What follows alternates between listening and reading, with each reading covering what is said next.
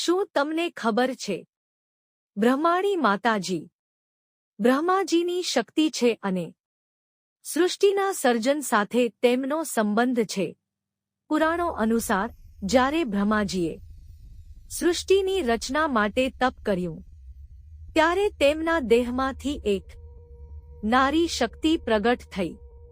આ શક્તિ જ બ્રહ્માણી માતા તરીકે જાણીતી બની. આ નારી શક્તિ સતરૌપા, ગાયત્રી અને સાવિત્રી જેવા અનેક રૂપોમાં પ્રગટ થઈ અને આખી સૃષ્ટિનું કલ્યાણ કર્યું. એક પૌરાણિક કથા મુજબ રાજકુમારી રેણુકાના લગ્ન ઋષિ જમદગ્નિ સાથે થયા હતા. એક દિવસ પરશુરામે પિતાની આજ્ઞાથી માતા રેણુકાનું શિરચ્છેદ કર્યું. પછી પરશુરામે માતાને ફરી જીવિત કરવાની પ્રાર્થના કરી અને રેણુકા દેવી બ્રહ્માણી સ્વરૂપે પ્રગટ થયા. ગુજરાતના મહેસાણા જિલ્લાના કામલી ગામે બ્રહ્માણી માતાજી સ્વયંભૂ પ્રગટ થયા એવી માન્યતા છે.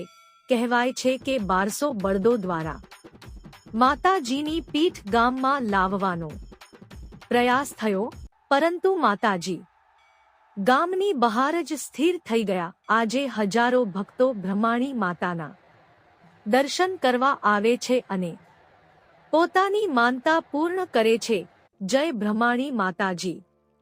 જે પણ ભક્ત સાચા દિલથી પ્રાર્થના કરે છે, માતાજી તેની મનકામના પૂર્ણ કરે છે.